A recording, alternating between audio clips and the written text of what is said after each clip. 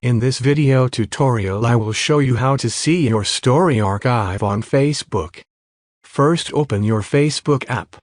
Then click on the menu in the bottom right. Then on your Facebook name, tap on the three dots. Select Archive. To see our past stories that we have posted, then tap on the Story Archive.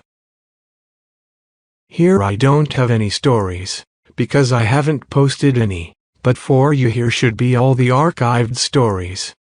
If you don't see any story in your archive, then maybe the archive option is disabled for you. To fix that, tap on the gear icon at top right and enable this option. Now when you post a story on Facebook in the 24 hours past, the story will be automatically saved to your stories archive. So that is how you can see your story archive on Facebook.